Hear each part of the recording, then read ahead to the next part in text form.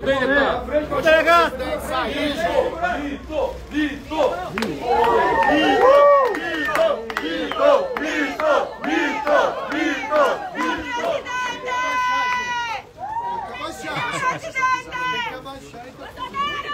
Presidente, pra cá, presidente.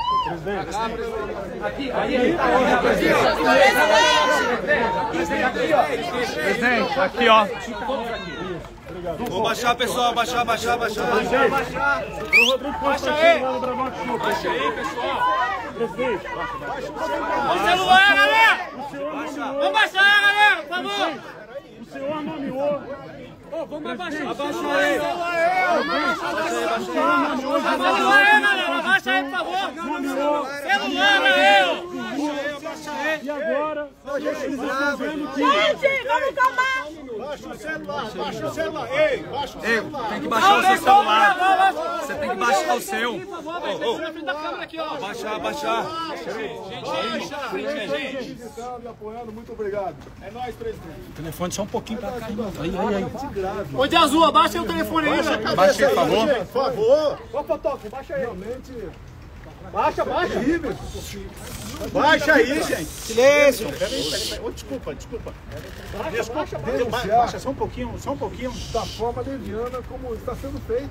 Só um pouquinho. Baixa um pouquinho. Beleza. Vini, Segura aí. Baixa aí, amigo. Só um pouquinho. Baixa o celular aí. É alterado. Tem celular, moça, mano. Então, é porque você dá Mas tem uma pessoa também na frente, então vai exatamente ser alterada a maneira que convém ao encarregado do inquérito. Nem vou falar que vocês estão cansados de saber que o inquérito não tem a participação do Ministério Público, a mesma pessoa faz tudo. E no final dá o relatório e vota para condenar quem quer que seja ainda. Golpe de Estado é uma coisa séria. Como disse agora há pouco, o presidente Temer, Abaixa a cabeça. tem que estar envolvido todas as coisas armadas. Não existe golpe. Ninguém vai dar golpe com o general da reserva e mais meia dúzia de oficiais. Mas vamos lá. Eu preciso fazer um breve relato. Eu quero chegar na origem do problema. Eu quero chegar na forma de equação. Primeiro eu passo a palavra para o doutor Paulo aqui, o advogado, depois eu prossigo. A defesa ela vê com muita preocupação o que está se passando hoje em relação a esse inquérito, que é mantido em sigilo a despeito de a Polícia Federal divulgar na sua página a relação do Celular aí. e manter mesmo assim sigilo. Essa é uma situação gravíssima que não se admite na medida em que o indivíduo indiciado, e considerando que o indiciamento é o rascunho de uma futura acusação, ele impede que o indivíduo possa se defender da narrativa que se constrói contra ele. E nós temos aqui a certeza, a convicção de que, pelos fatos que são colocados, apresentados aos pedaços pela imprensa, evidentemente é construída uma narrativa. O presidente Bolsonaro jamais soube, aqueceu ou participou de qualquer trama golpista para derrubar o Estado Democrático de Direito ou impedir a posse do presidente eleito. Que fique claro isso e lembro a todos. Questionou-se muito o silêncio do presidente Bolsonaro logo após a eleição. Não se manifestar em relação aos seus eleitores. Isso houve um preço político para ele, esse silêncio. Justamente não querendo insuflar qualquer manifestação mais agressiva ou violenta. Isso houve um custo para ele e hoje ele é imputado justamente o que quis evitar o tempo inteiro.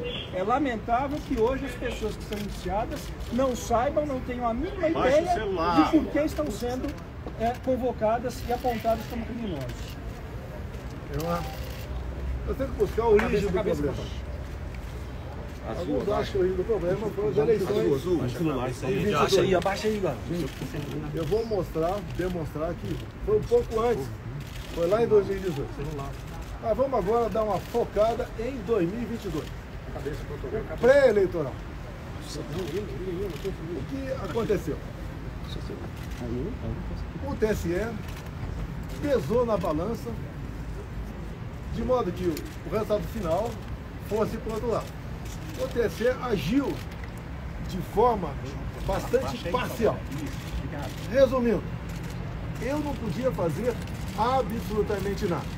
Não podia fazer live em casa, não podia mostrar as imagens do Lula defendendo o aborto, do Lula defendendo o roubo do celular para tomar uma cervejinha, não podia mostrar as imagens de 7 de setembro, a minha ida no funeral da Rainha Elizabeth, mostrar a imagem minha lá na embaixada em Londres. Não podia mostrar o Lula com o gorro do CPX, o terceiro secretário sobre aquilo. Não podia mostrar a amizade do Lula com ditadores da América do Sul todo, o Central também. Mas uma coisa pesou e muito nessa balança. Quando o TSE resolveu fazer uma campanha, gastou dinheiro com isso, para que jovens de 16 a 17 anos tirassem o título eleitoral. E essa garotada, em especial aquelas que foram tirar o título de última hora, nós que tem menos informações, 3/4 votam no PT, votam na esquerda. Ou seja, um pouco mais de 4 milhões de jovens tiraram o título eleitoral. Só aí, 3 milhões para o Lula, 1 milhão para mim. Eu estou sendo até me beneficiando. Eu acho que esse percentual é até maior por lá de lá. Só aí, nós temos 2 milhões de votos, ou melhor, 3 milhões de votos a mais para o outro lado. Só aí decidiu as eleições. Moça, aí. Eu acho que ninguém vai discordar disso. E tantas outras observações que eu tenho. Que o TSE tomou partido. O TSE, inclusive, decidiu que não podia diminuir o preço do combustível. Eu não falei em diminuir o preço do combustível. Mas o TSE proibiu antecipadamente. Como se eu fosse dar uma canetada junto com o Paulo Guedes para diminuir o preço do combustível. E era um momento de crise, onde o mundo todo, o preço do combustível explodia. Fizemos via parlamento. Baixa aí, gente, por favor. Fizemos via parlamento. Fizemos via parlamento. Zerando os impostos federais de combustível. Mas a interferência do TSE foi enorme nessa questão. Parecia que era algo, ou melhor, com toda certeza, era algo pessoal do presidente do TSE para com a minha pessoa. Então, obviamente, isso pesou na balança. Não estamos falando aqui de fraude eleitoral de jeito nenhum. Sobe o microfone, Lu. Pesou a decisão parcial, a imposição, a ação parcial do TSE no resultado final das eleições. Presidente, Joaquim Gomes do Movimento Avança Brasil. O senhor se arrepende? Eu não vou responder. Oi? Eu não vou Terminou. Baixa a cabeça aí, moça. Só tá em cima do Bolsonaro aí. Bem, vamos lá. Tivemos também, no corrente ano, Essa galera da sua tem que abaixar. a Folha de São Paulo publicou matéria do jornalista Green sobre áudios e mensagens trocadas e os outros que estavam lá no TSE. Entre eles, o Tagle Ferro, que estava à frente daquela comissão de combate à desinformação. E esses áudios, se vocês tiveram acesso aqui, realmente demonstra claramente que é um processo viciado. Eu não sou advogado. É um processo viciado, onde ele é conduzido. E, dado momento, o juiz auxiliar fala: olha, o ministro quer dessa maneira. E o Tagliaferro responde: vamos mudar? Mude. Nós não podemos desagradá-lo. O ministro mesmo, né, o juiz auxiliar fala, em dado momento, ele está de folga agora, não tem sessão lá no Supremo, e está em cima da gente. Ele está ameaçando até vir aqui fazer o relatório. Estão os áudios. Use a sua criatividade. Essa foi a questão que eu tratava da Revista Oeste, para tirar do ar a Revista Oeste. Tivemos, inclusive, o fato dos empresários golpistas. Ou seja, um empresário entrou no inquérito, porque trocando mensagem entre amigos, deu um emoji, um positivo. Porque deu um positivo, ele passou a ser golpista. Qual a intenção disso? Tirar o Luciano Hang de combate. Ele me apoiava abertamente, como cada um pode apoiar quem bem entende, tinha mais de 10 milhões de seguidores e foi silenciado. E foi um recado para os demais empresários, demais do povo, a não participar da política do meu lado, porque ia ser sancionado de uma forma ou de outra. Páginas e mais páginas derrubadas, como o Glenn mesmo disse. Inclusive, as plataformas não podiam dizer de onde era aquela ordem. É simplesmente ordem. Cumpra-se em poucas horas uma multa milionária. A mídia que nós temos livre são as mídias sociais. Vocês podem ver, imagine se eu tivesse o poder do presidente do TSE naquela época, o senhor Alexandre de Moraes. É para ela aqui, ó. E eu fosse investigar o TSE como ele me investigou. Ele me investigava desde 2021, no inquérito das fake news. Do lado de lá, no dia da diplomação do Lula, quando o ministro Benedito passa ao lado do presidente do TSE, o senhor Alexandre de Moraes, e fala: missão dada é missão cumprida. Que missão é essa? Foi cumprida? O Lula foi eleito presidente? Imagina se eu tivesse poderes para quebrar o sigilo do Benedito, quem sabe prendê-lo, como ele fez com o gente do lado de cá. Eu acho que eu consegui, inclusive, fazendo pesca probatória, que ele fez por lá de cá, fez à vontade, praticou a pesca probatória, e cada vez mais abrindo novos e novos inquéritos, ignorando completamente o papel do Ministério Público. Onde é que ele chegaria? Imagine aquele gesto do ministro degolando alguém. Se fosse alguém do meu lado, seria o quê? Terrorista? Assassino? E do lado de lá, foi o quê? O que foi aquele gesto? Um gesto de ódio ou um gesto de amor? E investigaríamos também a sua equipe, o juiz auxiliar, o Tagliaferro, quebrando sigilo, prendendo. Com toda certeza, muita coisa ia aparecer. Mas no final, é o mais importante que eu tenho a falar para vocês aqui. Presidente, mas o senhor acha... Você vai fazer uma coletiva sem denúncia da imprensa? Nós estamos vendo aqui a participação É o celular, né? do TSE para um lado de um candidato que foi tirado da cadeia, foi descondenado porque ele tinha 3 condenações, pela lei da ficha limpa não podia concorrer e acabou aí sendo presidente.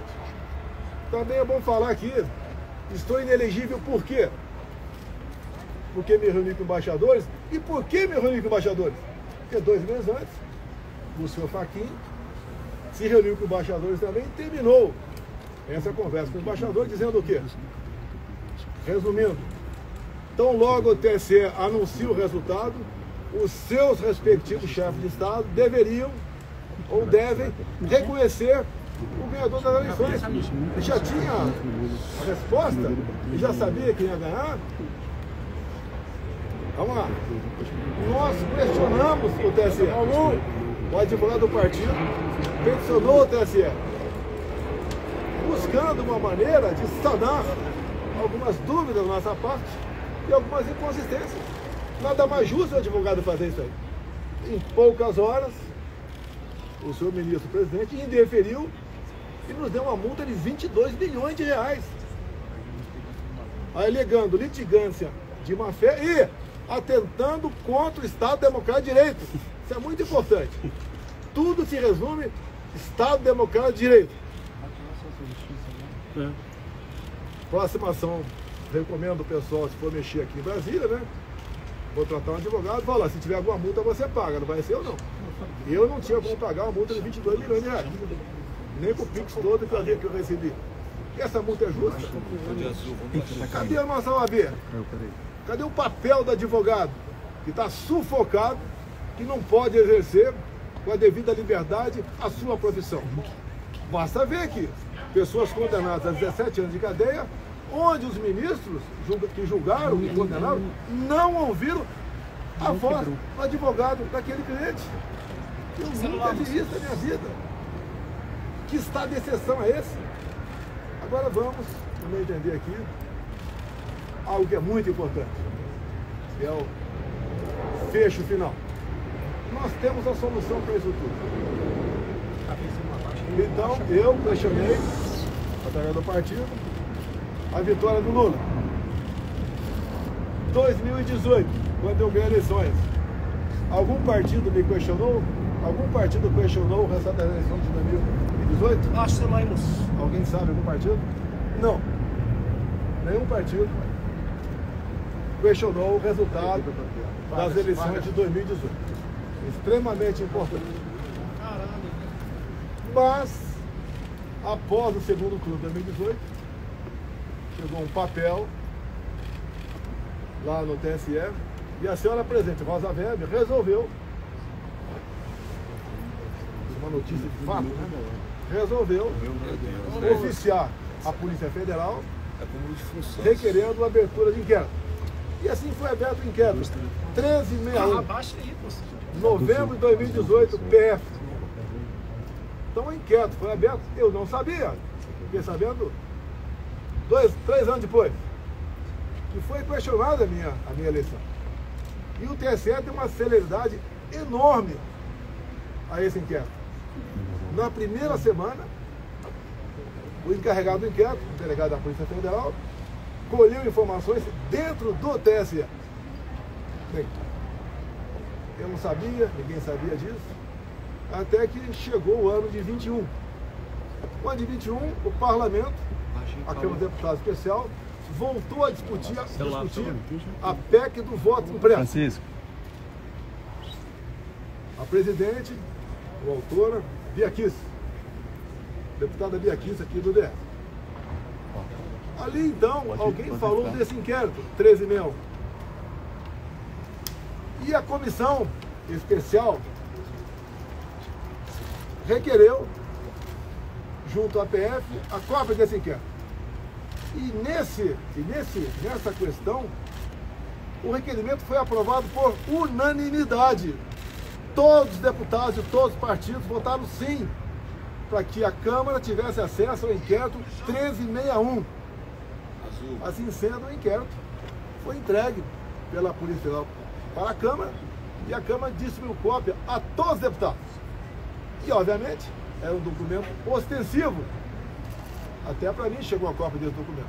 E foi espalhado para muita gente esse inquérito 1361, novembro de 2018, PF, aberto de ofício praticamente, né? A pedido da presidente, senhora Rosa Weber, do Tribunal Superior Eleitoral. Aí começam os problemas. Por enquanto esse inquérito não estava tendo grande divulgação, mas o ministro Barroso foi lá na Câmara conversar com os líderes partidários. Os líderes no dia seguinte trocaram os integrantes da comissão e a comissão rejeitou dar prosseguimento à PEC. Bem, como independe isso apenas da comissão, o Arthur Lira avocou para o plenário, a plenário, apesar de ganharmos numericamente, não conseguimos os votos qualificados, né, para conseguirmos aprovar a PEC naquele dia da Câmara. Mas detalhe, depois da reunião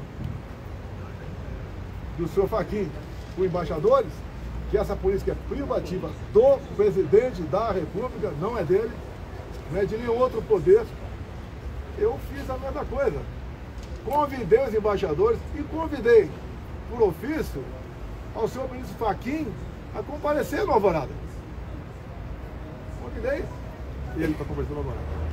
E ali eu mostrei para os embaixadores o que era aquele inquérito ostensivo. Bem, no dia seguinte, chega-nos a notícia que o inquérito tinha acabado de ser classificado como confidencial, ou seja, secreto. Ninguém mais podia tomar conhecimento. E até hoje, se alguém falar alguma coisa do teor do inquérito, está em curso aí um crime. Eu não vou ser esse criminoso de falar para você que está lá dentro. Mas é realmente, não é preocupante, é horripilante o que está nesse inquérito. 3 páginas deles apenas interessam. Só 3. Tenho aqui decorado na minha cabeça. Mas não posso falar. Tem de vista ele ser confidencial. E ali, esse inquérito de 2018, as eleições de 2018 e não de 2022, bota um ponto final na confiabilidade ou não do nosso sistema eleitoral. Vocês viram há pouco tempo, na Venezuela, o voto impresso, que foi acertado no ano passado, Estados Unidos, Venezuela. E deu o Maduro, fez o teste do voto impresso, em dezembro do ano passado, onde ele pediu junto à população se podia ou não tomar as medidas cabíveis para ir para a Guiana e tomar a região de Essequibo. E ele faz uma demonstração ali, Maduro. Olha, aqui São 5 perguntas. Vota sim, sim, sim, sim. Daí tem um papelzinho. Outros tem países que não tem papelzinho e bota na urna. Bem, tivemos eleições na Venezuela. Voto impresso. Eu acho que não precisamos conversar aqui o que aconteceu na Venezuela. Inclusive, em dado momento, até o Maduro falou para o Lula, né? O Lula não quer reconhecer a Venezuela como o Maduro como legítimo presidente eleito. Ele falou, olha, a sua justiça eleitoral reconheceu a tua vitória. Por que você não vai reconhecer a minha vitória via minha justiça eleitoral? Bem, o Maduro não apresentou aí, ó, as planilhas, né? Os mapas, não apresentou nada e foi na mão grande aí, se intitulou vencedor das eleições. Mas não dá jogo aqui não. A eleição na Venezuela até o ano passado era igualzinha do Brasil. Passou a ser agora, começo desse ano,